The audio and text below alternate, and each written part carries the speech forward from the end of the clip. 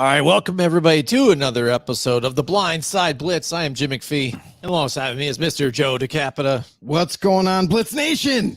We're back to the Blind Side Blitz right here with me and Jimmy. Super excited to talk about some of the topics that we're about to talk about because we picked a few of these topics just because they're kind of a little bit out there and not many people are covering these sorts of things. So I can't wait to dive right into it. Yeah, absolutely. Some definitely topics of debate out there. Joe, why don't you tell everybody where you can catch podcasts like this? And This great podcast right here, or you can get anything else that you're kind of in need to. We got like buzzer beaters if you're into basketball. We got a political podcast. We have all kinds of things that you guys might be interested in. You can just head over to grumblingsmedia.com. Also rumble.com has these podcasts. Anywhere you get your Apple, your Spotify, your Pandora, you name it, it's there. grumblingsmedia.com, and anywhere you see that Grumblings Media emblem, make sure you head there. YouTube, you name it, we're everywhere. All right, absolutely. Okay, Joe, first topic here. We've got Sean Peyton Blasts Russell Wilson. Joe, some of this coming out now, that especially down after the draft's all over. And Sean Payton is man that's so wise. He's one of the quarterback gurus, amazing. And now how he said he had tricked the Vikings into getting JJ McCarthy. But it's coming out too, more of the stuff with Russell Wilson, as Russell Wilson has gone to Pittsburgh to try and reinvent his career there after his stint with the Broncos didn't look so good. He wasn't doing so much riding, Joe. More things are coming out. It was heard by Aditi. I'm gonna butcher her name, but Kinkbalawala from Ultimate Cleveland Sports Show. She had brought up the fact that Russell Wilson, when he was his time with Sean Payton, that he couldn't handle the play calling really, and that's what part of the struggles were. Quote, also, she says that by the end of the season, last season, all the play calls had to be 2 words, and everybody else was required to know what the play calls were after all that. So kind of dumbing down the offense for Russell Wilson. And so what does that say about him? We knew him as a winner with the Seattle Seahawks, and they took him to a Super Bowl victory, almost 2. Yeah. And his thing with Seattle and Pete Carroll and those guys, their relationship started to get a little rocky towards the end too, as well, to where he wanted to be more part of the offense and have more control over it. But now we're hearing that he can't control some of these or understand some of these more advanced type of offenses. So what are we really gauging about Russell Wilson out of this one? I think it's all bullshit.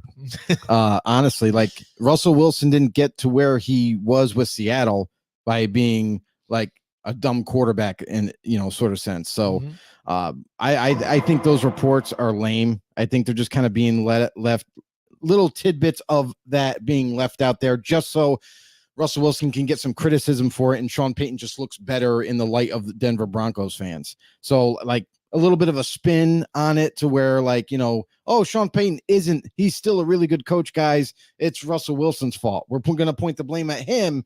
So that way Broncos fans can feel better about themselves going into the next season with a rookie quarterback. So for Russell Wilson, I'm sorry. Like the guy's a smart dude. Like he knows X's and O's. He's done a lot of homework. He understands defenses. He can read defenses. He's been in a couple different offenses, so it's like he's had success in Seattle. When he got to Denver, is like kind of when everything came crumbling down, where they're like, oh, is it Russell Wilson or is it the offense? Is it Nathaniel Hackett or is it Russell Wilson? Like all these things were being thrown around. The same thing happened with Sean Payton with Russell Wilson. But to me, it doesn't seem like it's him. I think it's the coaching staff or the person calling the plays. I don't think Russell Wilson just doesn't understand offense. The guy's been around the league for quite some time. I'm sure he's smart enough, can figure any offense out and digest it and we go week to week with a game plan. So I don't buy into it. I think it's a little absurd to kind of like almost for even the reporter herself to kind of like go along with it. Now I get it. She's just reporting what she hears.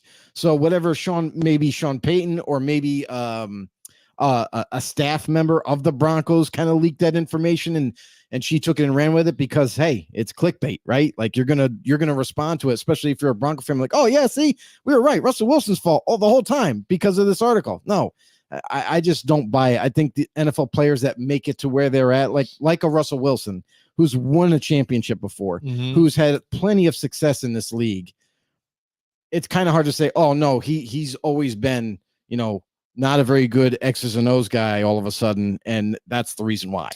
Yeah, I mean, it is troubling because, again, you saw the success that he did have in, Seattle. And a lot of people would say, that's attributed to how good that defense was. And I get that too. You had the Legion of Boom and things like that. But Russell Wilson, again, was making plays with his legs and doing a lot of other different things, for a guy who wasn't even expected to be the starter, with Seattle, right off early the bat. on, yeah. So the fact that he was able to accomplish what he had so far, I think was amazing himself. And if you look at his stats, even from the prior year, I think he had around 26 touchdowns and 8 interceptions or something like that. So that's not even really terrible stats. And he's got like 3,700 yards passing. Yeah. So it doesn't look terrible. And I'm sure Sean Payton would be like, well, that's because I dumbed it down for him. He's going to have success. Yeah. And they ran. But like, yeah, it wasn't so much. It wasn't so much of like, hey, we're a heavy passing offense and Russell's just struggling with everything. It was like they wanted to run the ball. They wanted to like break it up and mix it up with screen passes and high percentage throws and all those things of nature. But you turn around and you basically backstab the quarterback because you're not happy with how things are working out.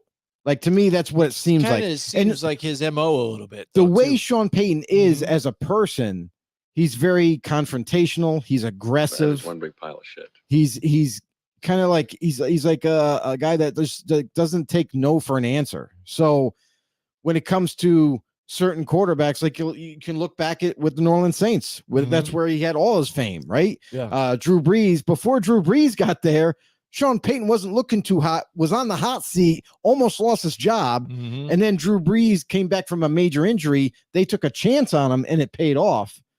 They got themselves a Hall of Fame type quarterback, and then Sean Payton looks like gold now. So I'm not trying to take anything away from, I'm not trying to like completely bash him, but at the same time, it's like, if you're going to be critical, be careful what you ask for, because people can look at certain avenues of your career and nitpick it if you want to. So Drew Brees, in a sense, kind of bailed his career out. And then when you get to now, he was away from the NFL for a little while, comes back to Denver. I get it.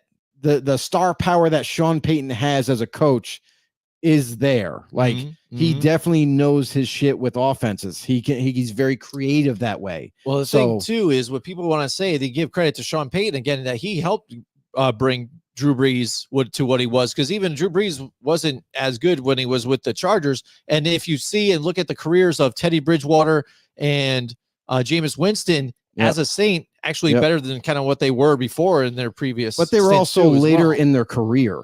Like, come on, I'm not giving them that kind of credit. Like, yeah, they might have been a little bit better in that type style of offense, but that doesn't mean that they weren't working to get better through their career. So year after year, you tend to get better no matter what level you are as a pro. So you could be a starter, you could be a mid-grade guy, you could be a low totem pole guy, but in the end, like, you're going to get better at that level no matter what. So coaching, yes, does enhance that. But to say that he revitalized Drew Brees' career, I don't think so. Drew Brees was already really good with the Chargers. He had his injury issues. He had personnel problems over there. Like, he didn't have the greatest team to work with.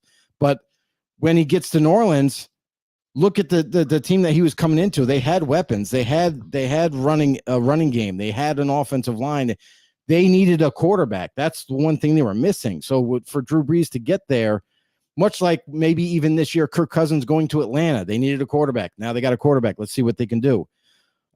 Same thing with the Saints. They get Drew Brees, all of a sudden, boom, immediate contention, right? So for Sean Payton now going to Denver, it's not working out there again. I need a quarterback. It's not Russell because he's not my guy. I didn't choose him. So I'm going to point the finger at and point the blame at him, and let's move on from him. Well, guess what? Here you go. You got your rookie. This is supposed to be your savior. You got the guy you wanted. You cleverly orchestrated something that tell the Vikings, hey, you should probably trade up a pick because we might take your guy. Like, I don't think that was part of it, but I think it was maybe other teams working to trade up ahead of him and they weren't sure what was going to happen. But anyway, getting back to now, you got Bo Nix in Denver. This is your guy now. You handpicked him. You wanted him from day one. And now you need to show success on the football field. Like, yeah, bumps and bruises are going to happen with a rookie, but you need to show something. And then the following year, it needs to be even better. So that would be the difference, because if he can bounce back, and if Bo Nix is successful and is an able quarterback in the NFL, that would help again show what Sean Payton, his pedigree, what he's been able to do. Or again, is he going to come up with some stupid ass remarks again to try and cover himself? Because some of it is sort of seeming like that. A lot of these different things. The thing, like you said, with Nathaniel Hackett showing up there, these guys didn't know what the hell they're doing. They're a bunch of idiots. This is probably the worst thing I've ever seen in my life. Yeah, okay. Blah, blah, blah. And then, just to make himself feel better. It's almost as he has to help his ego. By the way, we've got Big John's in the house with us tonight, Joe. What's up, Big John? Welcome to the show. He says winning hides a lot of leadership shortcomings. It definitely does. And that's one of those attributes that certain players that have that attribute, like leadership quality, like really good leadership qualities, that are hard workers, that have tremendous work ethic, that are there and before anybody at the facility, and they're the last ones to leave the facility. That kind of leadership skill is wanted in every single clubhouse. So for NFL franchises and everything, they're always looking for that kind of caliber player, always, in every position. It's just hard to find. But when you find it, you strike gold, because then that one player, whether it be a defensive player, an offensive player, he rallies the team. He gets the team unified. And now they're all working on the same goal. They're all working towards the same thing. Everybody's working hard, because you don't want to be outshined by the next guy that's working hard. So now that leader's pulling them all together, and he's pulling them up the mountain, to success. So that's an uncanny thing. But when you have it, you look at all the teams, like all these big names now, for every team usually has one, but you like to have more. So like you got the Max Crosby's, like everybody rallies behind him. Patrick Mahomes for the Chiefs, I'm sorry, but Tua is a leader in Miami. As much as some people might be upset with that, but he's a leader. They rally around him. So leadership qualities is a huge thing that you need to have. Yeah. And one thing I think he actually says when he is quoted to saying, I'm going to pay this guy millions upon millions of dollars to be nowhere near my locker room. So I think he just says that again to justify the fact that they did have to cut him. Yes. And the fact that they're taking an $85 million hit. Dead money. Yeah, that's right. In the next two seasons, it counts for 2024 is 35.4 million and 2025 and 49.6. So again, on top of it, it really does seem like he's trying to come up with excuses to justify some of these things, or help his ego in a sense. But it's interesting stuff, and I think if anything out of it, we shall see in Pittsburgh, just because again, you've got Justin Fields there, and you said that the plan is for the Steelers to kind of work out an extended deal with Russell Wilson to be their starter. But if he struggles in Pittsburgh, and Justin Fields is there, and he has an opportunity to take the starting job, some of these claims could be justified, I guess, in a sense. But if he also, on the other side, on the flip side, is successful, in which, he's probably playing with a major chip on his shoulder after all this, that could actually prove to other people too that this guy doesn't know what the hell he's talking about. Yeah, well, the thing is that deal that we're talking about, an extension with Russell Wilson, that's going to get done soon. Like, that's not if he goes through the year, and if he stays healthy, like, he's going to want to get a deal done now. He doesn't want to move. Like, he already moved once, had to go to Pittsburgh, right? That's a decision he made. But now it's like, no, I don't want to go anywhere else unless I choose to, like after I retire. You know what I mean? Like, give me a 3-year extension, make me the starter. Otherwise, I'm not coming there. So there was a whole conversation to be had there. And even Pittsburgh came out and said, well, we're going to look to extend him at least 3 years. And double that with the fact that we just saw them turn down the 5th-year option for Fields, which if they exercised it and they had him for a 5th year, yeah, they're still paying Russell Wilson whatever contract they did agree to, but still, that's like going to be around the 20 million mark, which is way cheaper than if you were to re-sign him, long, like maybe a 2-year deal or something like that. So it'd be a lot of money in the quarterback department, which I know the Steelers don't really want to invest that much in there with both those quarterbacks, but that's what it seems like right now. They turned down the 5th-year option. Looks like Fields will be a free agent. Wilson will be the starter for the next 2 to 3 years. And then Steelers are going to look to find the future in one of these drafts, these upcoming drafts. So I think that's the focus for Pittsburgh. But the real big question mark is, then why would you even trade for Fields?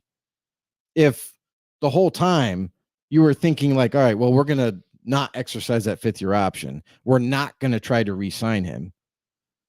We're going to sign Russell Wilson to an extension. So why did we give draft picks away to get a backup quarterback who's looking to start, but we know isn't? To me, that's the most confusing part of it. You can say that they're going to re-sign Fields all you want, but he's going to want some money to stay, especially he doesn't want to be a backup. Because that's kind of like the thought process going into that is, man, you just got dealt to Pittsburgh. They just signed Russell Wilson. He's most likely going to be the starter. And you just went there. How do you feel? A young prospect like him, mid-20s, looking to continue his starting a quarterback, and now you're sitting behind a former Super Bowl champion. Like, what do you say? Like, I want to go to a different team, but it's still late in that process. So we'll see. We'll see how that works out. Yeah, definitely. So again, that's something interesting to look. That creates other storylines throughout the season. One of the headlines I actually read, it was an article on athlonsports.com, and that was the fact, or a scenario, to where next year, 2025, not this upcoming season, but after this season in 2025, Dak Prescott, a Giant, somewhere else in the NFC East, Joe. I mean, does that blow some people's minds or what? I don't think it blows anybody's mind. I mean, here's the thing is Dallas has talent, right? They've had talent for years. They've always kind of let it kind of underachieve. I'll say they've underachieved a lot. They make it to the playoffs, they lose in the first round. They make it to the playoffs, they lose in the first round. They've never been able to get over the hump. And who was the quarterback? Dak Prescott. When Dak Prescott is forced to, like, okay, listen, we can't run the ball. It's not working. You need to carry the team. You got CeeDee Lamb out there. You got weapons. There's no excuse. You can't move the ball. You had Tony Pollard in the backfield. Leak him out. I mean, there was a lot of options for him to throw to and everything. It just seemed like when the game was on the line, you had to make something happen as a quarterback, as an offense. Came up short. He'd miss guys that were open, couldn't thread the needle there, couldn't quite get it into the catching radius of the wide receiver. Maybe threw a pick, because that was one year he had a terrible season where he just threw a ton of picks. Like, there's things that Dak does that kind of makes you question, is he the right starting quarterback now? The bottom line, really, we talk about this all the time, but bottom line is, can that quarterback get you to the Super Bowl and win it? That's what it's always been about. So if Dak has had talent with the Dallas Cowboys, he's made the playoffs numerous times, but they can't get in the Super Bowl. They can't win a championship. Is he really the guy the Giants want now? Just based on performance. Forget the money. Forget the contract. Listen, they've made the decision with Daniel Jones. Everybody knows it. Like, his time is short right there. They're going to look to find that future quarterback. That's a given. But now, let's just say Daniel Jones exit, and now they're looking at Dak. It's definitely not going to be a trade. The rivals don't trade with each other. No. If he gets to free agency, because they could trade him to someone else. If he gets to free agency, and that's if they go that way, but if he gets to free agency, he's going to command a lot of money. He wants to be a starter. He wants to get paid. Now, what franchise that needs a quarterback desperately is willing to pay that kind of price tag for him? $40+ million, 45 plus, close to 50, because that's what it's going to get to, unless these owners kind of wake up and say, listen, just like the running back situation, like, oh no, we're not doing this anymore. We're not paying $50+ million a year to a quarterback anymore. We're going to kind of temper that down. Until that happens, it's just going to keep going higher and higher. So are you willing to invest that kind of investment there, $50+ million a year, in a quarterback that hasn't won a Super Bowl and hasn't really carried the team when he needs to? Yeah, I mean, again, Super Bowls are won by teams altogether, Joe. True. But one thing that is true too, as well, the Giants haven't beaten really Dak Prescott and the Cowboys really since back in 2016. When Dak was a rookie. For a record, actually, they're 2-12 since then. So they haven't been able to beat their rivals. This division's kind of get better. You know what I mean? And the Eagles are at the top even right now, with the Cowboys still, but the last 3 seasons, consecutive 12 wins are over. Haven't been able to compete. It all depends even on what this regime is even thinking, in the long term. Do they think that even getting some of the personnel that they do this year, and Daniel Jones is not the guy, that Dak Prescott is the guy that has been able to beat him? They haven't been able to beat him. You got to, if you can't beat them, join them, grab them away from how many times have we even seen this? A rival go to a rival team within the division, and maybe even the fact that he feels snubbed.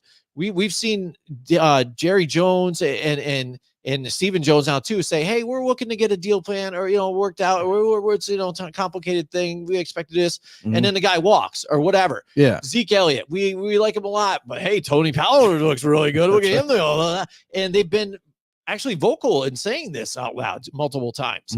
So it's a very confusing thing. And how does Dak Prescott feel in this whole thing? I think the interesting fact is that he has a no tag clause too. So he can't even be tagged next year at all. So he's getting certified free agent. Yeah.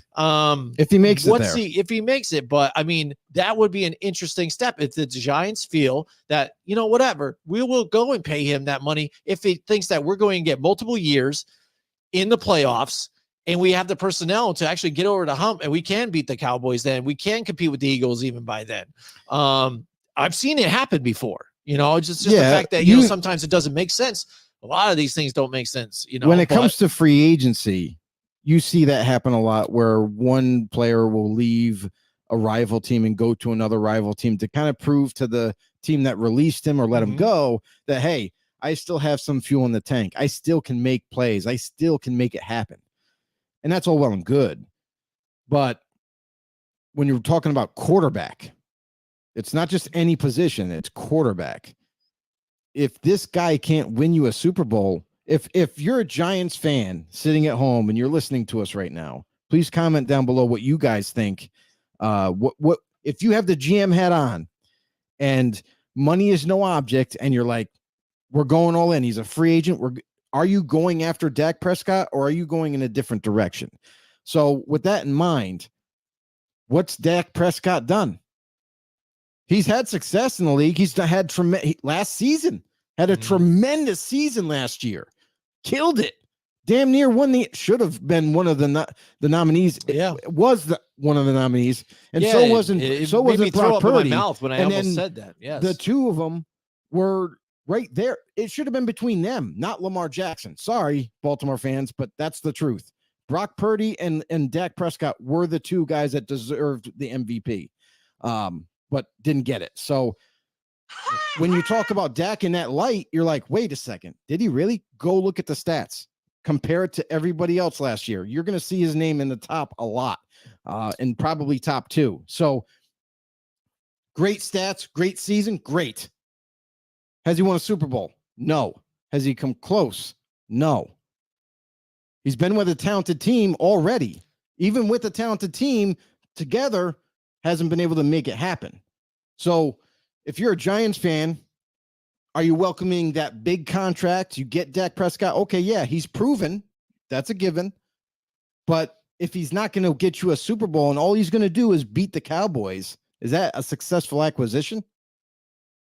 Well, I think, with moves that they've done, even getting Malik Neighbors even right now, and add him to the team next year, depending on what the draft is, they can do more than just beat the Cowboys and just, the Eagles. I think that they can make a definite push into the playoffs. And then if you don't have to sign him long-term, he might not want that. He might want it. But I mean, salary cap's going to get bigger. There's going to be more room. They're going to lose $19 million off of the cap because Daniel Jones would be gone. So they can put that towards it, and a 2-year rental to get them where they need to get to and draft a quarterback. I think that can kind of set them up for success, and then also winning. Because I think this is what's frustrating with the fans. Fans want winning, but I think ownership is just as hungry for it as well, to get back to 100%. the winning ways. And something can be said. Yes, he hasn't been a winner, won a Super Bowl and things like that, but showing the ability to get the team to where it can continuously every single year. Not all those playoffs losses were all on him. No, it's on the team. I'm not saying it's on him. But I mean, again, and you want to talk about winners, though. I think he is a winner. I mean, he hasn't won the big game, but he's a winner. Consecutive 12, win seasons. Okay. Wasn't expected to be the starter when Tony Romo was there, even too. He drafted late and won the job again, just like that. Before he probably was, going to. I think as a Giants fan, I wouldn't mind having Dak Prescott here as our, for our quarterback, and pay the extra money. If it brings us to where we need to get to and still kind of doesn't hinder us, I would rather have that than what we've been having for the past decade. I understand that, but when you talk about paying that money, that takes away from your ability to acquire other players at different positions of need. So when you're going into your off seasons, right, and you're trying to formulate a plan of free agents and even coming into the draft and whatnot, what positions you need to attack, what guys can you afford, that amount of money per year is an awful lot of money out of your cap, to the point where guys that you probably should pursue, you can't really pursue because their contract number is going to be way too high. That could really fill a void. That could be an immediate impact type player, but now you can't have that. Now you're talking. All right, well, we still need a few more players. We have to go to mid tier to low tier, and we can afford those guys, and we'll pick the right guy for us.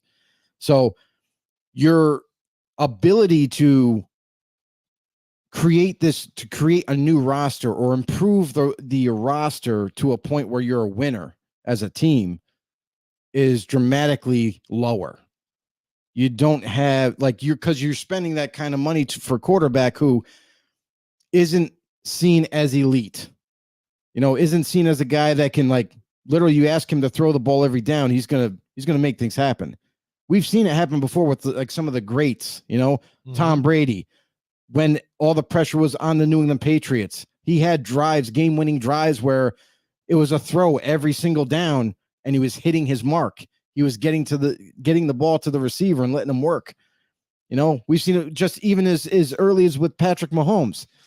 Mahomes has some questionable throws from time to time, but then there's other moments that he creates, and it's like he just made it happen and got the ball to someone that was open. So there's moments like that I don't see from Dak, where it doesn't give me enough confidence to be like, I understand your point, Jimmy, about how you haven't had a true starter like that caliber to help you guys win.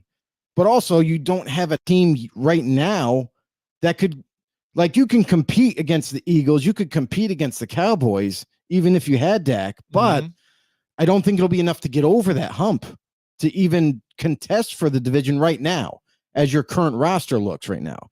Neighbors, as much as we loved him out of the draft, it's not crazy, but not everybody pans out, even when you are absolutely sure he's going to pan out.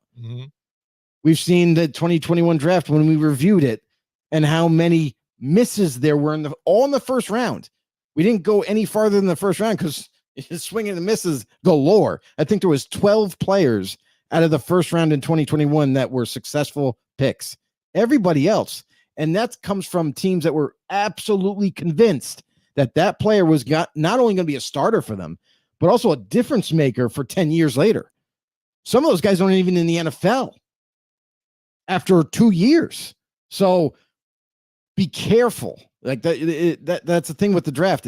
You do your best, you do your due diligence, you try to make the best pick possible, but then you never know, right? So even if you bring in Dak, he's still got some pieces that you got to work on.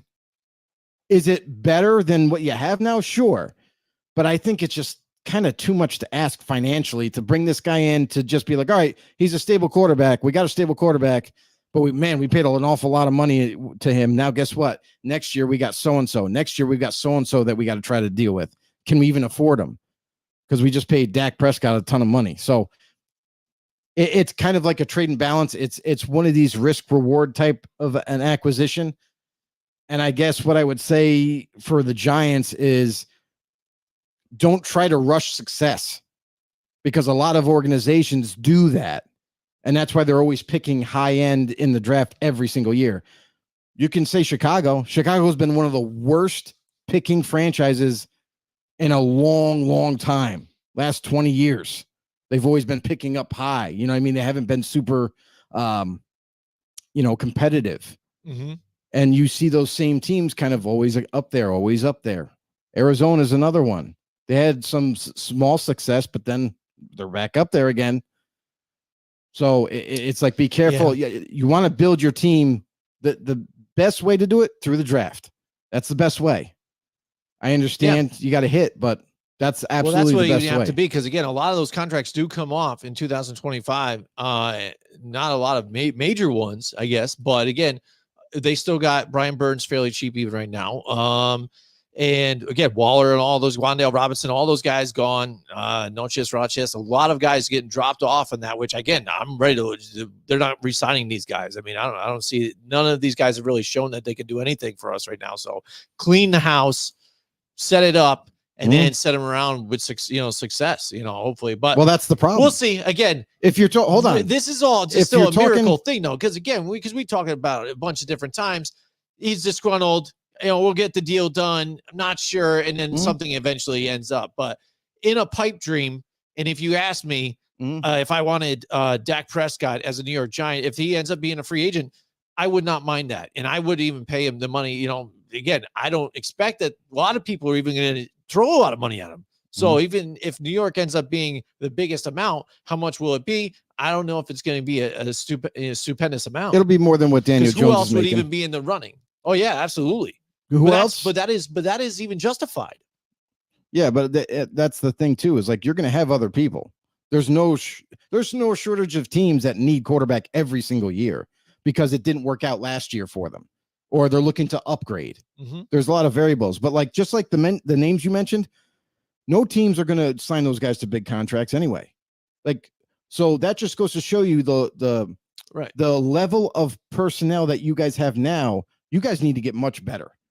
So in order to get much better, and you pay Dak Prescott a lot of money, which you can afford to, but it does take away from the ability to overturn the roster quicker and upgrade it faster to be more competitive for the long run. Because if you're only planning on having Dak for a couple years, the only way I could see adding Dak is if you guys were ready to make a Super Bowl run and that's it. And you just need to add a piece. You add Dak and okay, we have the talent around him already. We're super solid up front. Everything. Defense is still really good. Blah, blah, blah, blah, blah. But all we need is quarterback. Boom. Let's just freaking pay the man, bring him in, and let's roll. Let's see if we can get it done. That to me makes a lot of sense. But to pay a guy to come in and hope that you can contend for the division, hope that you can make a push for the Super Bowl in a couple years' time with a roster that isn't quite ready yet. You guys got pieces. You definitely have pieces. You did a good job this offseason to add value there and add pieces. So I say kind of go slow and steady with this and find your next quarterback a different way. All right. Yeah. So, I mean, it's a talking point, but again, Yeah. The season's not even started yet. They have plenty of time to kind of figure this thing out. I wish it was. Yeah. Oh, I know. According to Goodell, though, he would want it like a year-round calendar. Every week there's a game. Yeah. Because that's what we're hearing talks about that too now. Like, oh, we want to extend it another week.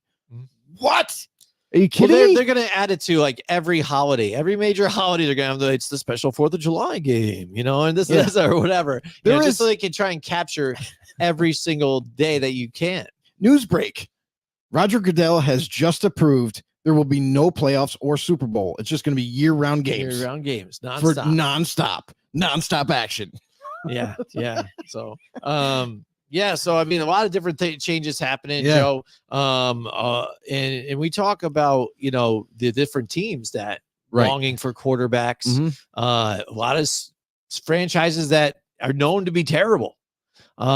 I had found an article on grumblingsmedia.com, which you guys can find this article. Check them out on grumblingsmedia.com. Check them out. You can find a bunch of different things there, especially if you guys are, political podcast listeners, things like that. You can check it out there at the website too, as well, as long as this and other podcasts on their Apple, Spotify, Pandora also as well, and their YouTube channels too. If you don't want to just listen, you can also see our beautiful faces here on YouTube and Twitter. Or now it's not Twitter, it's X. I'm sorry. Yeah. But it's the X. I found an article here now, and it was interesting because again, this has been a debate for a while. Like, who are the biggest quarterback busts of all time, Joe? I mean, and they've got the top 10 quarterback busts. So what I'm going to do here with you is I'm going to kind of ask you, like, if you could start naming some of them here, and everybody else too out there listening with the comments, start kind of spitting out some names. What do you think? And then I could even say yes, or not, or I could start bringing some in too, if because I know there's definitely a couple that probably come to mind for you. I gotta say, Jamarcus Russell, hands down. Oh, there you go. Definitely has to be like number 1, probably, maybe number 2, but man. The interesting thing about him is, unlike other busts, that he was highly touted, and everybody across the NFL, you could ask anybody at that time coming out of LSU, had everything: size, cannon for an arm, accuracy. He had more mobility than you thought he had at 260, and he's like freaking like a giant, like 6'6". Yeah, 6'6", like enormous, right? But it turns out that he didn't have work ethic, that you can't really kind of figure it out until you get him in the building. And interesting story. And I'm sure some people have already heard this story out there, but if you haven't, here's the funny thing is when Jamarcus Russell went to training camp, he shows up, reports, all that jazz. Before he went home that night, they gave him a disc, like, just a blank a disc that he could go look at plays. And they said, hey, Russell, take this home, look at it, review it. There's plays on there. We want you to pick out certain plays that you like. We'll probably install it in this week's game plan. All right, cool, coach. He leaves, comes back the next morning, hands it in. What'd you think, Jamarcus? He's like, I love all of them. Wait, did you look at all of them? And he's like, yeah, I love all of them. All the plays are awesome. I like them all. You can put them all in the game plan. And he's like, Jamarcus, that was a blank disc. There was no plays on it. So that just goes to show you that the work ethic, the laziness that he had, he gained weight, throughout the couple of seasons that he was there, 3 seasons. And man, what a wasted talent. One big pile of shit. Really. Wasted talent at all. It was right. Very, that's the thing. Ridiculous. You see what you see in college. You see even the stature. If people want to do measurables, that's what they looked at with Jamarcus Russell. Right. There's the measurables. But when it came to the NFL, and that's the thing, some of those, their state of mind might be completely different in college, and we see it a bunch of different times. And some of these guys are probably in on the list that you're thinking of.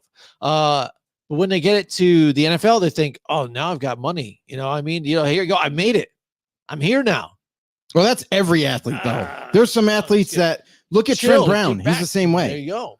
Trent Brown has been doing that for numerous years to multiple teams, taking the money and just saying, oh, well, I don't know if he fakes injuries or not, but he's one of those players that it looks like he's just collecting a paycheck. And then all of a sudden, he's out for the year and no one knows why. So that's the thing. So Jamarcus Russell had to be on the list. That He's is definitely 100%. on the list. What else? You got one more? What do you think? Ryan Leaf. Ryan Leaf. Ryan Leaf is on the list. Yes. All right. There you go. So Ryan Leaf has to be there because one of the most dismal quarterbacks, like we talk about Jamarcus Russell, another guy who had the size, who had the arm, who had accuracy. And that's the thing is, if now that we're talking about quarterback bust, and we just got done with the draft, right? Take this into consideration because everybody was convinced that Leaf, that Jamarcus Russell, they were the next coming of like football gods at quarterback. And they were going to be the answer to their respected teams to carry them to the promised land. Yeah.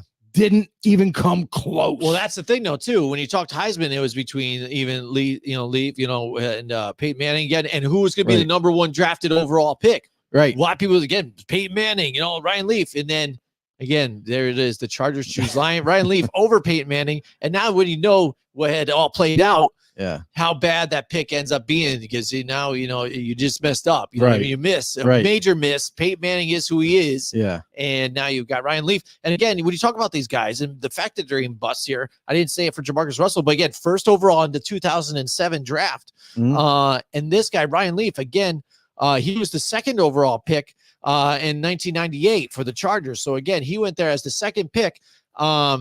And there it is. He's a boss. He was 4-17 record, 3,666 yards, 14 touchdowns. But he's known to have the very immature and then had a temper too. And I like him more now as an analyst, even right now. It seems like now he's kind of grown and matured finally, and he's kind of given his input and not hot takes, but his information. And I follow it a little bit, and I don't mind him so much. But again, sometimes it takes that defeat. I think in the NFL to kind of get you there. All right.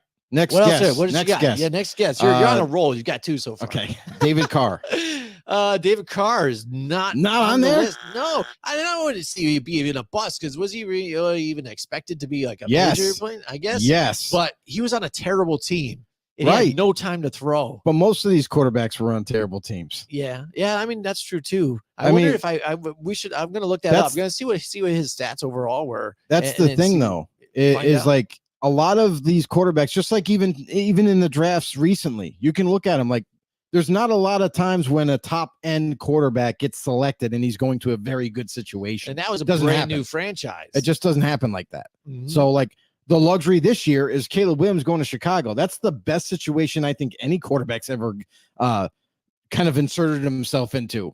Like you already got a solid offensive line. You got weapons galore. I mean, there's a lot to like there as the quarterback for Chicago Bears selecting Caleb Williams. So, I mean, that doesn't happen. That's like he hit the jackpot on that one. But normally these quarterbacks are going to crappier teams or they're maybe mid-tier, lower tier teams that might have a little bit of talent, but overall they're not going to a good situation. And so a lot of times it's coaching changes and, right after their rookie year, like, we didn't see enough. You guys got to go. You've been here 3 or 4 years. You got to go, or even 2 years into their career. And now the coaching staff they've been working with, the offense that they understand now, and now that regime's gone, new regime comes in, everything is new all over again. So it's kind of like hitting the reset button over and over, and you don't really get to see the full development. Trying to think, find out 2002 he was drafted. I don't know what overall pick he was though. Who, Carr?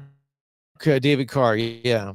He was a number high one pick out of Fresno State. All right, so he was a high pick. Okay, yeah, he could be on this list then. And there you go. That's one that's missing from this list, because if you look at his stats, even for the first couple seasons, again, 9 touchdowns, 15 interceptions. Then the next season, 9 touchdowns, 13 interceptions. Again, 50% passing completion. Not very good. Again, it's next even following 16 touchdowns, 14 picks, 14 touchdowns, 11 picks, 11 touchdowns, 12 picks. Not very successful until again he's lifetime backup. We talk about quarterback situations, right? He went to the worst, but he was sacked 68 times. He went to the worst 2005. One. Now 76 times his rookie year. Everybody out there, gosh. David Carr. If you ever want to see a guy get trampled every play, gosh, this dude had no offensive line, dude, none, and.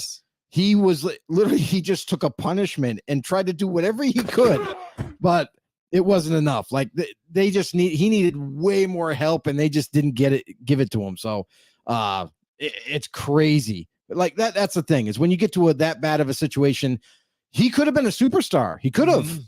He was very high sought after. People really thought he was clearly the number one quarterback coming out that year. That can't miss prospect, all that jazz, like going to be amazing. But if you don't have personnel around him, it doesn't matter. Like, I don't care. You could have put Patrick Mahomes, because everyone thinks he's the best right now. Put him behind that offensive line and those lack of weapons. Let's see how good he does. Nothing. Right. Nothing. Right. If he doesn't have a Kelsey, where's he going then? No, still nothing. You don't have time. Yes. Literally 2 seconds and you're getting tackled or hit. Because, hey, back then, they really played football. Like, the quarterbacks got hit after every throw. Multiple seasons. A lot of times. His rookie year, 76 sacks, 49, 68, 41. Again, pummeled. Crazy. Nonstop there. We've got William Del Pilar in the house. What's going on, Will? I did pretty good at saying it that time, but pretty good, it's man. stuff I'm trying to get better. I'm Here impressed. he goes. He says Joey Harrington, 3rd overall by the Lions in 2002. So that's a good one too. I think Joey Harrington. But again, you're going to the Detroit Lions, which, well, when you're drafting that high, you're probably a bad sometimes, team, right, Joe? Sometimes you're going to a terrible team. Here's the differences. We talk about the David Carr being selected. He went to one of the worst teams you could ever go to. It was a brand new franchise. Right. So they were building right there from scratch. Exactly. But there was nothing there. And there was an opportunity where a new franchise like that, the NFL kind of let them pick from every team free agents, that weren't tagged to keep. Yep. So they were able to assemble a team. Now, if they assembled it the right way, maybe they would be having a different conversation. Maybe David Carr would have more success. But I feel like there was sometimes players that were available that they didn't sign, and maybe they should have. But that's whatever, right? Like that's in the past. But a lot of times you're going to a more likely than not, you're going to a poor situation. But it's how bad is it? Like, could it be a team that has a few good offensive linemen, but they have one good receiver, everybody else is not that good, they don't have a running back, but you can work with that. You have an offseason of free agency, then you got the draft, and now you're looking pretty good. You signed some free agents to upgrade a lot of other positions, and then you got the quarterback that you drafted.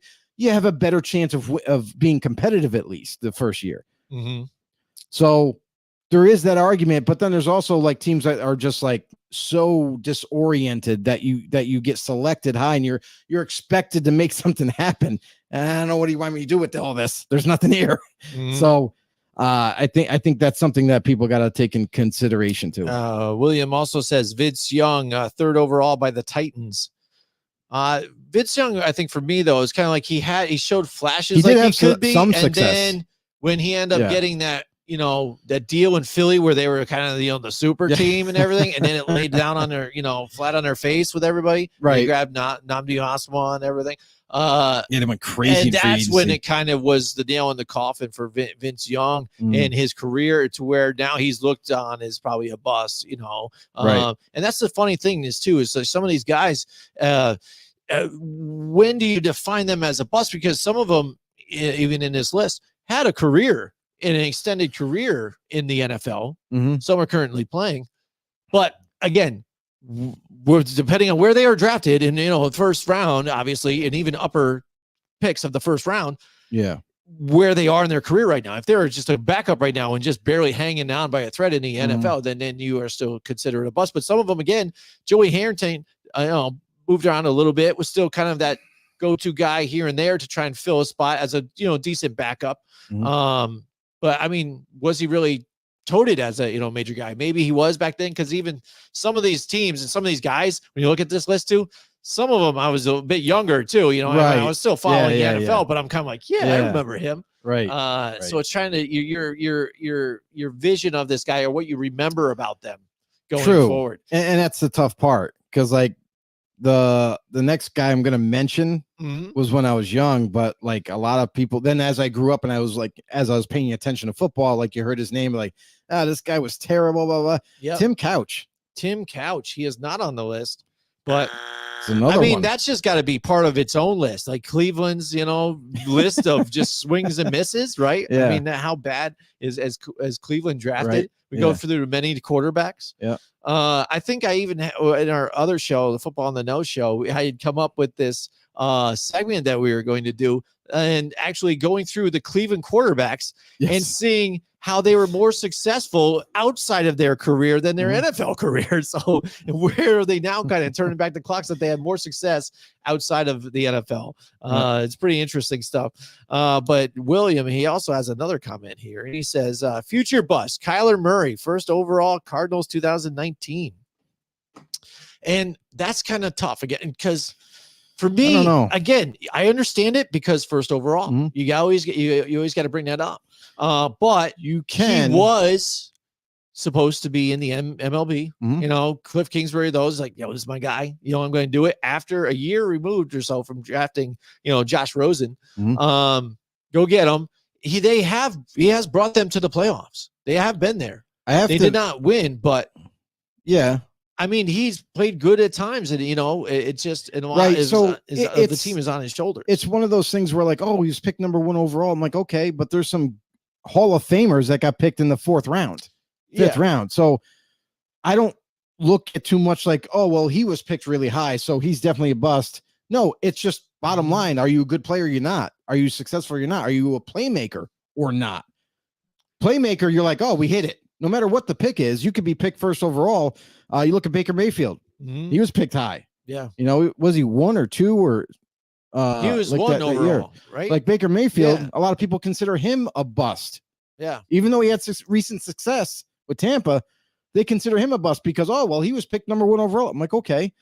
But some guys, maybe it's not the right offense for them. It's kind of like, maybe they don't have enough chance or development with the organization that drafted them before they move on from them. Like Sam Darnold, is he on the list? Sam Darnold is not on the list. See, like that's the thing is like that's got to be. But there's conversations. Zach Wilson's another one because everyone likes to talk about Zach Wilson. Like there's guys that people consider busts, but really the situation that they were in wasn't the best. They were given up on early because of reoccurring injuries that were happening. And like, he's not a playmaker and he's getting injured. Well, we're going to move on from him. Quick decisions like that. The other thing that kind of bothers me too is that people are quick to say a certain player's a bust.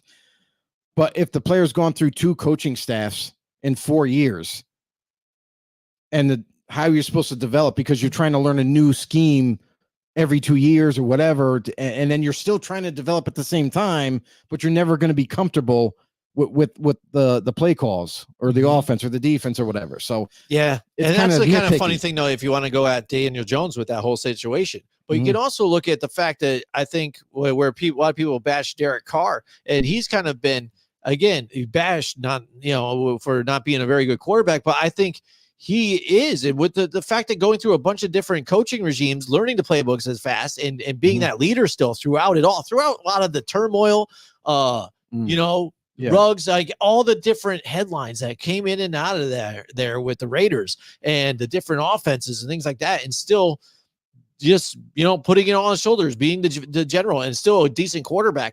I think. Listen, it's tough. When I think when Carr, it's all said and done, history won't see him as that though. No, because he's been given a stigma about him, like he's just below average or he's just average at best. But he's not. Like if you give him a decent offense, not a great offensive, give him a decent offensive. Listen, he's done more with less than most quarterbacks in this league. If you want to go back to one of his most successful years as a Raider, that was with a subpar offensive line, literally one wide receiver by the name of Hunter Renfro, and Josh Jacobs in the backfield, and a terrible defense. And somehow he made the playoffs. He helped that team get to the playoffs. Never expected that. And that year had top 10. He was a top 10 quarterback that year. Yeah. And was in the running for MVP. Mm-hmm. So this stigma that they've kind of placed on Derek Carr, I feel like is invalid. It's not fair. And yeah, he's had some bad situations he's had to deal with, but still somehow, some way showed success. So it's one of those things where there are certain quarterbacks like Derek Carr and other quarterbacks that get a bad stigma about them, and then people kind of write them off, even though they're still talented. Mm-hmm. All right, so you've named a few already. Again, maybe we should come up with our own list, or you, Joe. But you've got 3 right, and 3 that are not on the list so far. So. Kyle Bowler is not on the list. Wow. But yeah, no, not there. So what do you think? You want to swing in another one, or you want me to start listing them off? What do you got? Just give me one. Give you one. All right, one that maybe you would not have that I know you wouldn't have guessed. All right, so I'm definitely going to do this one, and this is Art Schlichter, drafted not going to get 4th that one. overall in 1982. Not going to get that one. I know, and this is what I'm talking about. Is because when 1982, yes, I was alive, but was I following a whole lot? No, I don't even know if I was in kindergarten yet. Yeah, no, not yet. No. So then I looked at it too. And then also you could find the article here at grumblingsmedia.com. Check out these articles. It has the top 10 busts of tight ends, wide receivers too. So check out all the articles, and alongside also the other podcasts that are also here as well, political, sports, and whatnot. Art Schlichter, drafted 4th overall in 1982 by the Indianapolis Colts. He had 4 seasons with the Colts, played only 13 games, 3 touchdowns, 11 interceptions, 1,006 yards, a rating of 42.6. What? And the reason why is he had a gambling problem. Again, so then he would keep getting fined, suspended, football arrested. Players. Yeah. Football players. Absolutely. And that's the thing. Couldn't get out of his own head, out of his own way. Just had a gambling. Imagine if he played right now. You'd be in serious trouble. No, but even I can't extended imagine. After that, Joe, and I think that's even part of this, why it even made him one of the biggest busts too. Not only 4th overall, but then, nothing in the NFL, 4 seasons, and he barely played. You're not even on the field. Yeah. He had another stint at a career in the Arena League, which he had won a chip for the Arena League. There you go. Yes. And in the Arena League, again, not having the issues, being able to play, he went 105 touchdowns and 28 interceptions. And that's not even tough in the Arena League with how much they throw back and forth. Usually there's even a lot of picks compared to even touchdowns, but it's short, quick scoring. Yeah, absolutely. 6,067 yards, a rating of 92.2. Okay. And like you said, he brought the team down for a game-winning drive to win the title.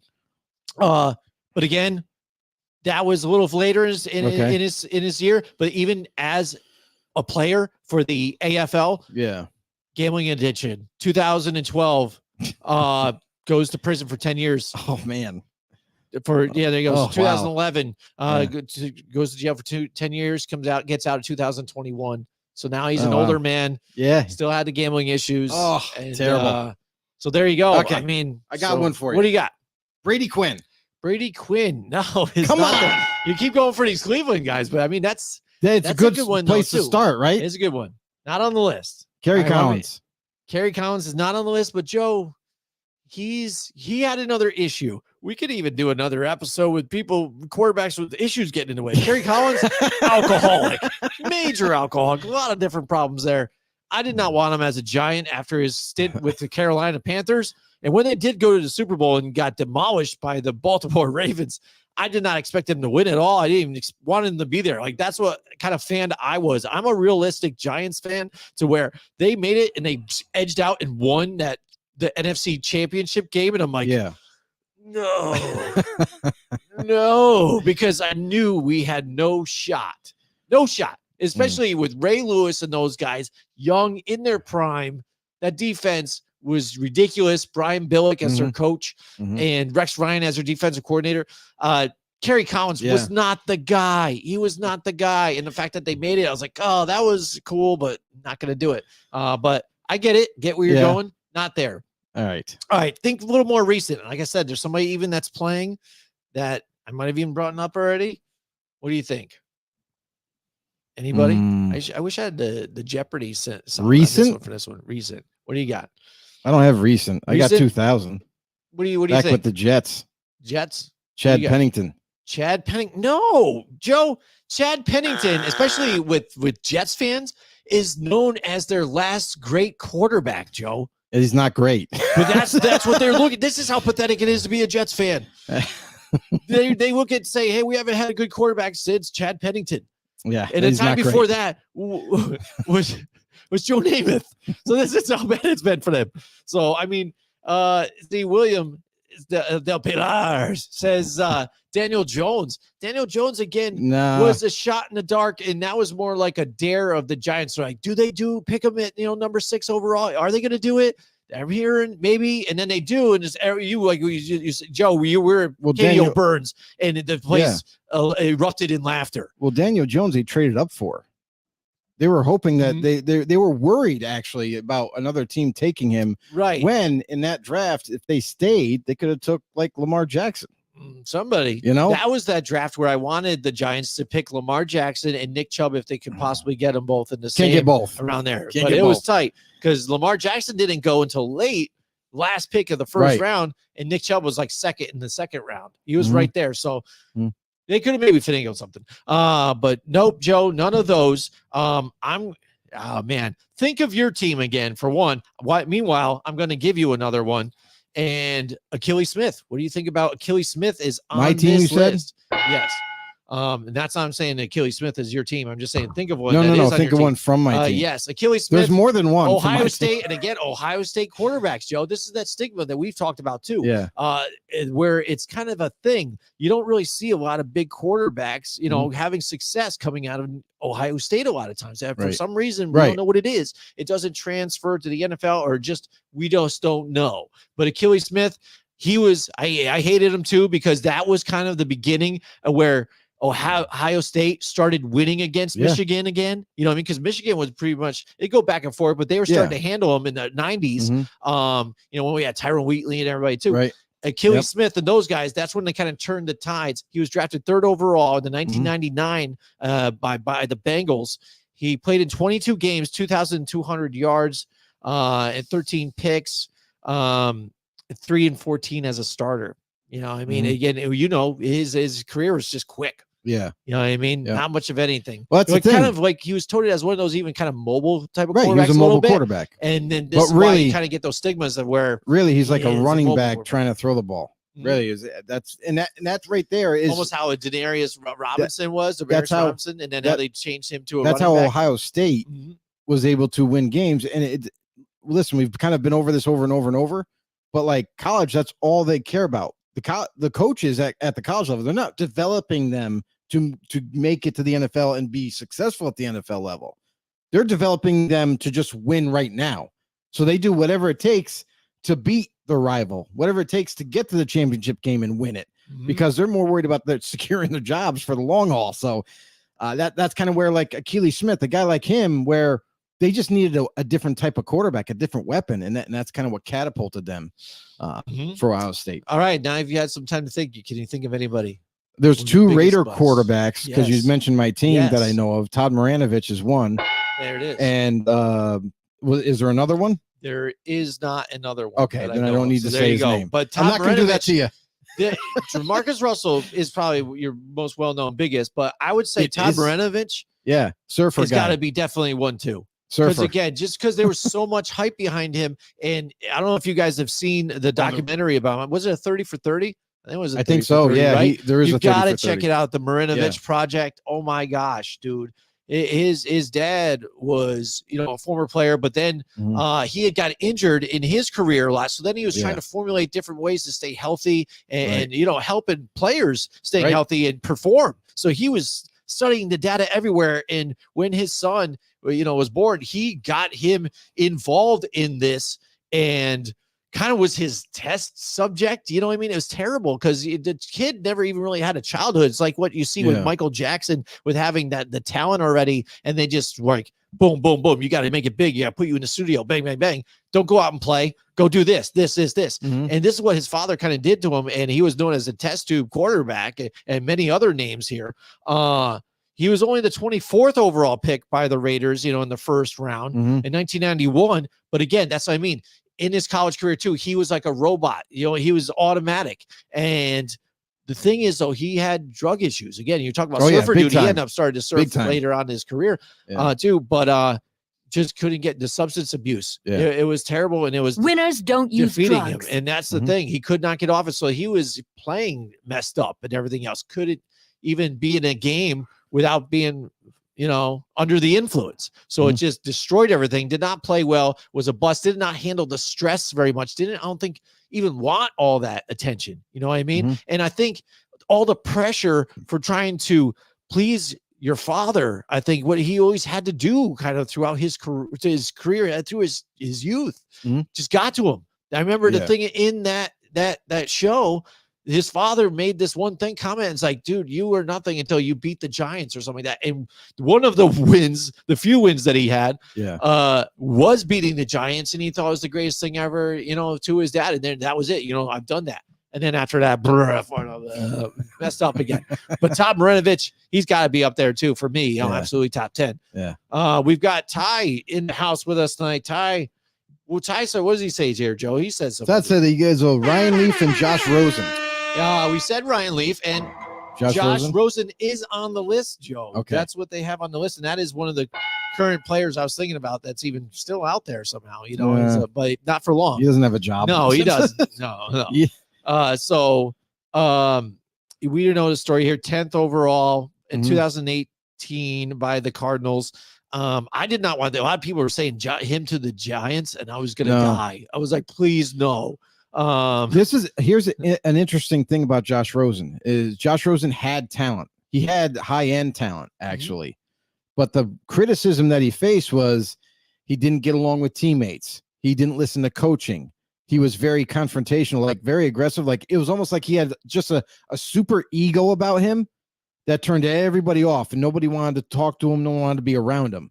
So that right there shows you a huge red flag that people don't pay attention to. They don't pay attention to the personal part of the player, like, how they act, their character, how do they hold themselves?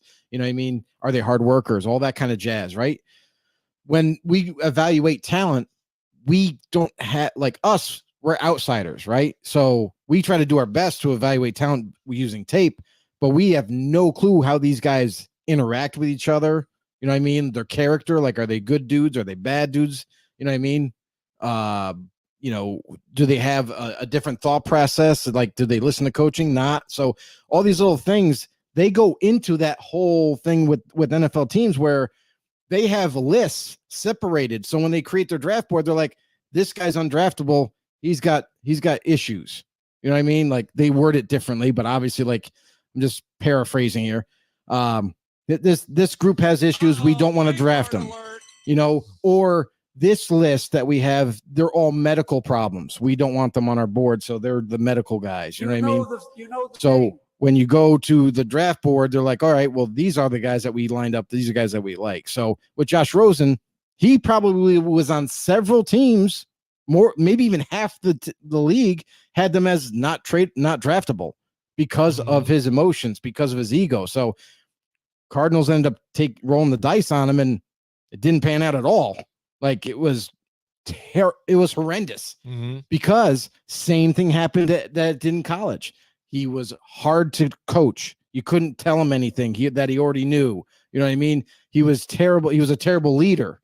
He would get frustrated in practices and start yelling at the receivers. And so that just kind of, he had the talent. He just didn't have the rest of it. Yep, he didn't have it upstairs. All right, Joe, what about anybody else? You got another guess? I don't know. I'm more wrong than right. Trying to throw all these different names out there. Like, I don't know. There's more out there. We have 1, 2, 3, 4 left that have not been mentioned. All right, so are they newer or older? They're older. One's fairly fresh though. Oh, jeez. Yes. I want to say, I can't read my even writing right now. What I want to say is David Klinger. I wouldn't guess that. 6th overall. I think his name was Klinger because I even remember him. 6th overall, 1992 for the Bengals. He had a 4-20 record 3,994 yards, 16 touchdowns, 22 INTs. But he had one of those guys that really was just injured all the time, though. A lot of arm, injuries, couldn't stay on the field, and to where, again, if in his eyes, David was a bust, So again, I think when we're talking about it, and maybe it's just because that time we were younger, and now we have stuff or guys that are more fresh in our minds, that we kind of see as bigger busts, because I can even tell here 6 overall, I guess. Not necessarily bigger busts, but there's an awful lot of them. Like Byron Leftwich he didn't never turned out to be anything. For a time. I mean, he did okay, I think, for them, for the Jags, but again, he wasn't good. I just don't think he ever improved, never got above that. He was okay, and then just never got there. I like him better as a coordinator. I think a lot of people do. Yeah, absolutely. Do not view him as a quarterback at all. Guess, but no, I get you. Well, that's what's funny too. If you want to say even some of these franchises' best quarterbacks, I mean, look at the Jaguars. Where is it? Garrard is probably their best. David Garrard. Yeah. Or what was it? Berline, he came out of nowhere too. Berline was the other one that was good for them, right? I want to say, or was it Mark Brunell? Was it? I can't remember. Mark Brunell. Yes, he was awesome. Yeah. So it's like. But again, not really household names. Like people are like, who are these people? Go watch their film, guys. Go watch their film. But that's the thing though, too, is like some of these guys. What about you don't know? What about butt fumble guy? Butt fumble. Matt Leinart. That wasn't Matt Leinart. That was Sanchez. Oh, but Matt Leinert's a bust. Matt Leinart probably is a bust. He's not on here. He's not on there. And it's funny too. Yeah, I met Matt Leinart. Did you? Yeah, in the New York City. It was for the Heisman Trophy the night announcement. It was the night before, the night of. I wasn't following a whole lot of football then, and then when I was visiting, I was partying. So we were at a bar, and it was the 3 Heisman nominees were all there hanging out. Kid from Michigan, Chris. He ends up playing for the Bengals. I can't remember. He was there. It was Matt Leinart and the other guy. And I can't remember who the other guy was nominated that year, but they're all hanging out and doing some shots and stuff. And I said hello and was hanging out with those guys. And it was a good time. I didn't know exactly who they are until even after. I'm like, holy crap. That's sometimes the funny stories when you're hanging out socially with people and you see them face to face. You don't recognize the face. And then you're hearing these things after. Like, wow, he was him. And I was right there. And I didn't even know, but he probably liked that too because I wasn't like, hey, let me get a photo. I'm with you guys and stuff. We were just a couple dudes having a good time, drinking some drinks. So I said, sorry, just joined in. No problem, Ty. Thank you for the comments. Thanks for tuning in. Also said, had Joey Harrington been mentioned? Yeah, we did mention that earlier. We mentioned it. He's not on the list, but he had been mentioned by William Depila. There is a player where I kind of enjoyed watching him play, and he was, let's just say, multi-talented. Cordell Stewart. Yeah, where he punted for the Steelers. He was the quarterback. He could play wide receiver. He played running back. He just could do almost everything on the football field and did for the Steelers. So was a very exciting player. Also did kick returns and was good, but he was a starting quarterback, even though he wasn't drafted high. He was a starting quarterback for the Steelers, but wasn't, he never was the answer for the franchise. Yeah, and that was like kind of the first ever, I would say, at least to my knowledge, or that my remembering, like the Swiss Army knife player. Bill Cowher and that offense had this guy, and that was kind of almost reminiscent of, I could almost say, I wouldn't say Bill Belichick kind of copied off of what that is, but Bill Belichick with some of his skilled players did that. I think Julian Edelman, again, was a guy who was a wide receiver, but then also threw the ball at quarterback sometimes for them, but also was out there on jet sweeps and almost like a running back at times too. Yeah. And he did that a lot in his offense. And I think that it even comes down to guys like that, Cordell Stewart. And that was one of the first things that we ever seen somebody like that. Mhm. What do we got? Yeah. Ty's in the house with us. I said Kelly Stouffer. Is he on there? He is not on there, Joe. That's a big negative there, Ty. No, he played what for the Rams, I think, in the Seahawks. Seahawks, I think. But What about I don't know much about him though. But if he, I look him up. Let's see if I can look him up now. But I don't know about his college. We'll see. What we'll see about about Kelly Stouffer. Rick there's one you're Meyer. definitely missing. Rick Meyer is definitely on the list. Yes! Willie, way to Finally! go, Joe. Finally. Yes, that is one of them. I can't believe you keep dug that one out. I can't, if I keep spitting out names that sucked in the NFL, Yeah, he's eventually like, we'll Kelly get it right. sucked, but he's an ultimate bust. All right, there you go. Yeah, I'll have to check out his stats and bring it up. Yeah. Right. But Rick Meyer is on there. Okay. Drafted second overall in 1993 by the Seahawks. 24-44 records. See, this is one of those guys I'm kind of talking about where he was in the NFL a while though. You know, I mean, he still kind of had a career.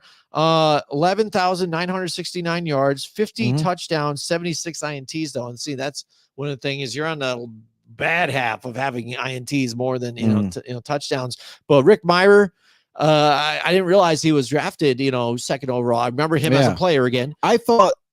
See, I even forgot he was drafted in the second round. I thought he was a first round pick, and it kind of just, went south. It didn't work out. You know what I mean? And then because I remember him as a Raider, like towards the end of his career, he was, they signed him in free agency and were hoping that they could turn him around, all that kind of jazz, right? Like, oh, I can coach him up. No, you can't. If he's not that good, he's not that good. So. But yeah, that's like one of the players that stuck in my mind. I was like, maybe that's one, and I just kind of threw it out there. So it stuck. That's good. There's two more, Joe. Give any guesses. You're on a roll though. You got that one. Think of somebody. I'll tell you one. I'll tell you one. I'll tell you one is because I think the other one you're just overlooking. I think that's kind of big. Probably. That's usually what happens. And one is a former Redskin.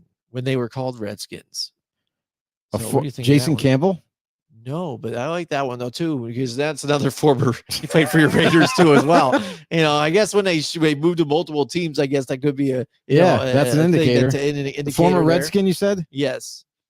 All right, here we go. We got Kelly Stouffer's stats. He was 5-11. 2,333 yards, completion percentage of 50%, 7 touchdowns, 19 interceptions. That's his career, by the way. So I would say that is a bust, but I have to find out where round and where he was drafted. No, we don't. But yeah, just to kind of say, but yeah, he definitely sucks. So I'll agree with you on that one, Ty. Yeah. I'll take your word for that one. Care to guess? Redskin. Yes, Redskin. Which I don't really pay attention I don't know. To those Again, this is like a no-namer to me in a sense. Like, I don't know back then because 1994, this guy was drafted 3rd overall for the Redskins. Heath Schuler. Oh, okay. I know the name. I don't know how much he was, again, highly touted by teams. Yeah. So, I mean, I don't know exactly how big of a bust it is. Again, if you look at drafting and where he was drafted.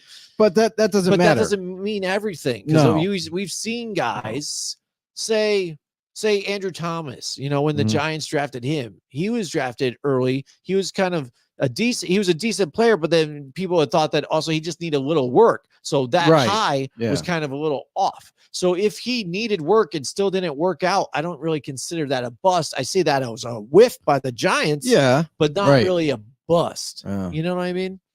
So maybe it's something similar to that. There's one more guy.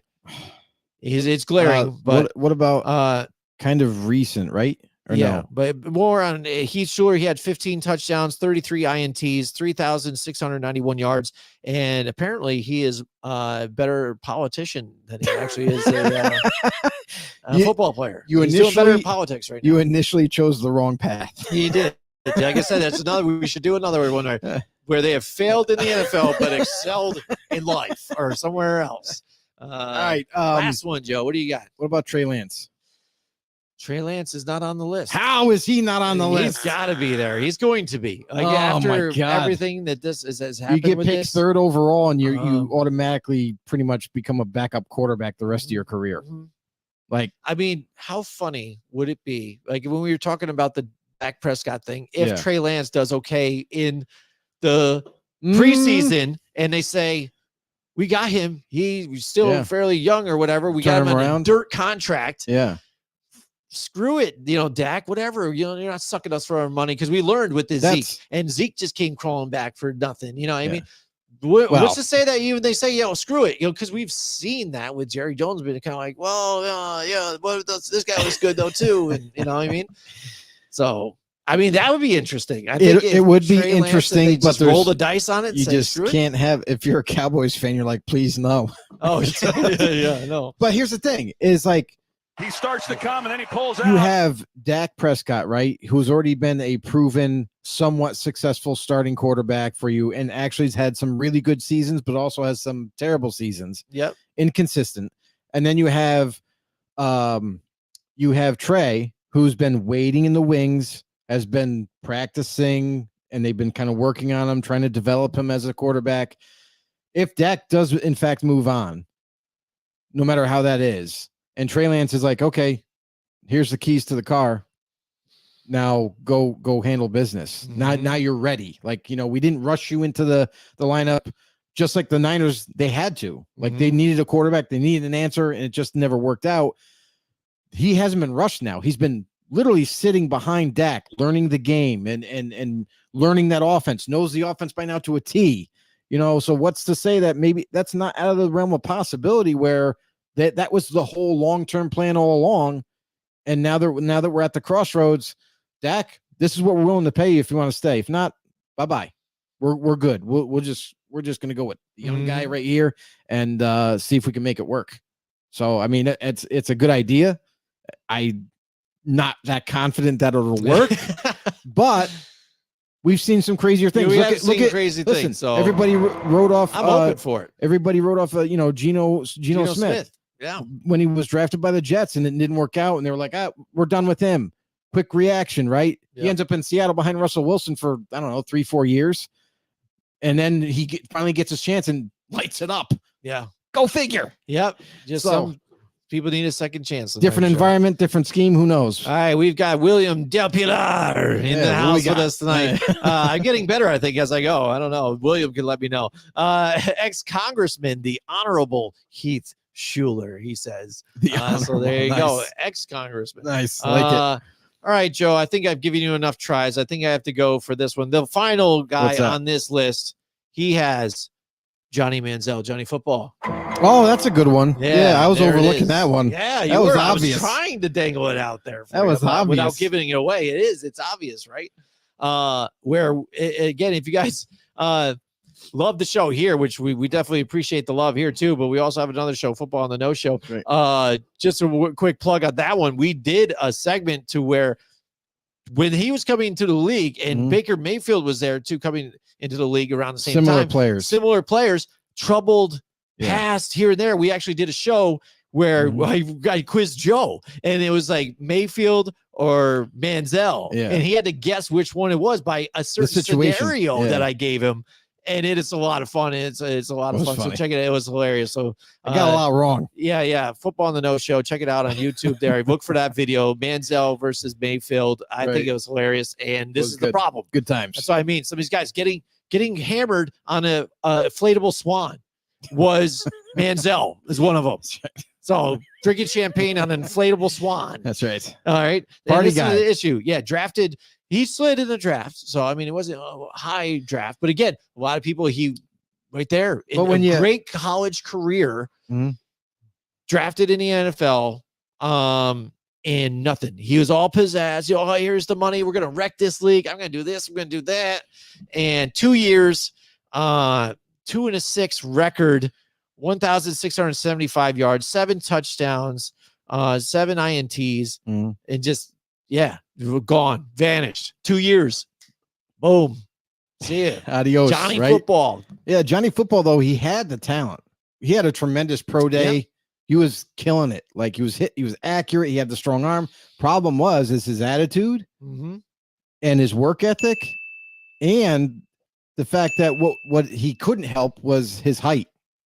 That did come into play, much like a Bryce Young, where a little shorter and you're having issues seeing over the gigantic offensive lineman in front of you and everything. Mm-hmm. So like they were trying to, when he first got to the NFL, they were trying to kind of make windows open up like within the offensive line so he could like throw it in between them and all that. But it just didn't end up working out. And really, I think more of it is because of his attitude, is because of his party boy attitude, his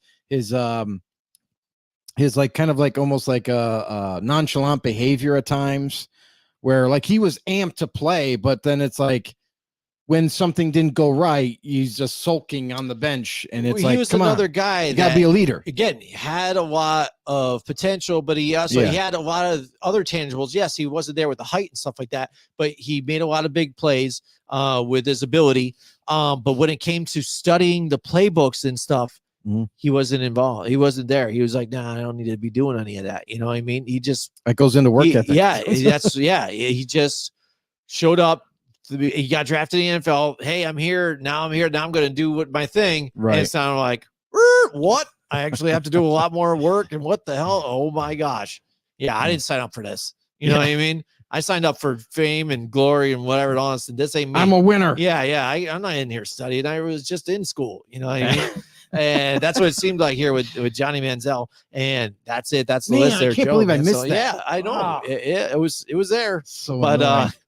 yeah, so I mean, there you go. There's a list. And like I said, there's more just like that in articles at grumblingsmedia.com. And listen.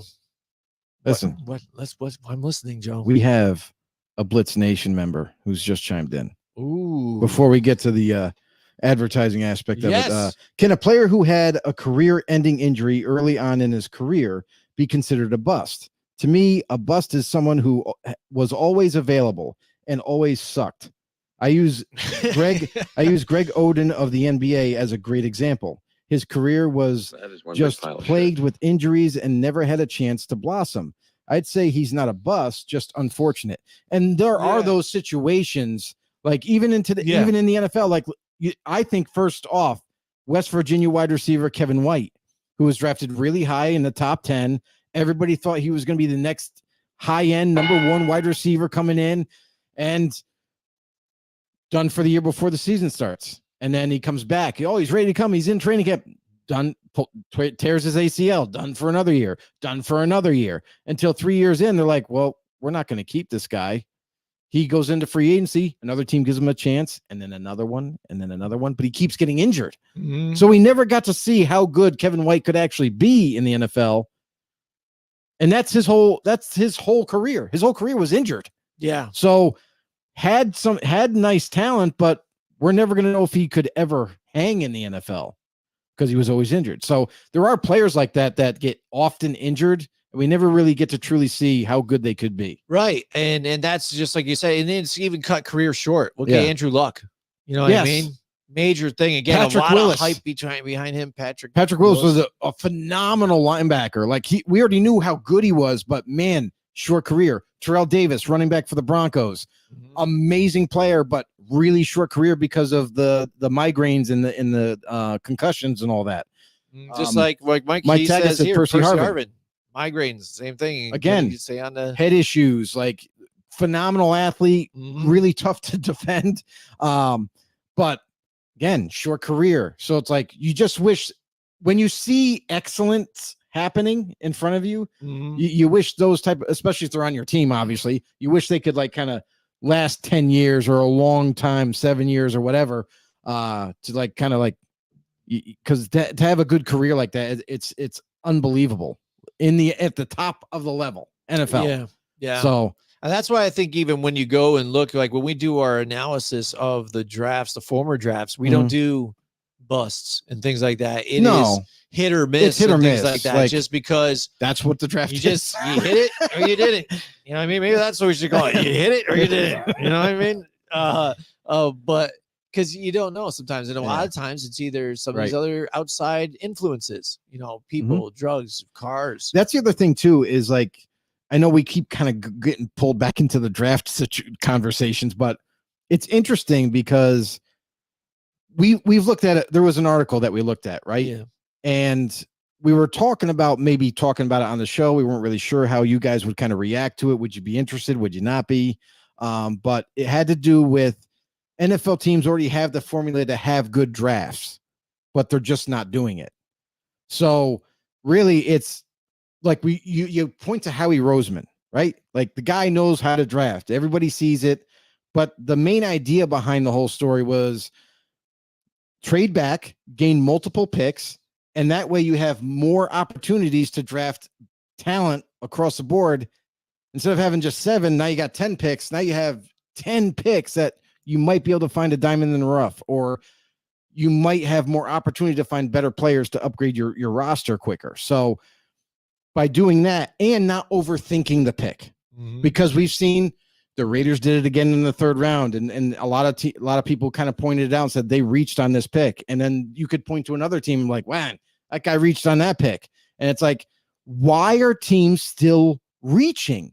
Like, I understand if you value that player, that's fine, but you cannot honestly tell me that you picked so-and-so over a Cooper DeJean that literally fell into the 2nd round, and everybody's passing the guy over, and it's like, what's wrong with him? Nothing. Just everybody's overthinking this. So it's like the value that's there. It's like, just take the damn value. If it happens to line up with a need, jackpot. But I feel like a lot of teams still do it where not Howie Roseman. Howie Roseman comes away with like gold. The Steelers have great drafts. The Eagles do. Like there's these certain teams that always seem to draft well. And everyone's like, well, why? Because they're not overthinking. They have their value chart and they're like, oh, this is the next guy. We're just going to take him. We're not worried about position or need, or when we really need a tackle. Should we take a tackle here? Or the fact that a top 3 D end fell to us. Nah, just take the top 3 D end that fell to us. So it's like, that's the thing that kind of drives me nuts with a lot of teams. And it's like, they sit there and you're like, man, they could use this, but man, this player slid all the way to them. They should probably take the highest value. That's why when you look at the Eagles, the Steelers, and what have you, Kansas City Chiefs even drafted extremely well, even though they pick at the bottom of the freaking 1st round, they still draft well.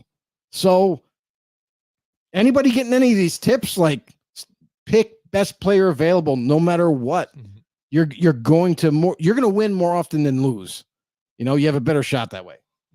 Yeah, definitely. So yeah, I mean, we had a lot of good topics this week, Joe. Yeah.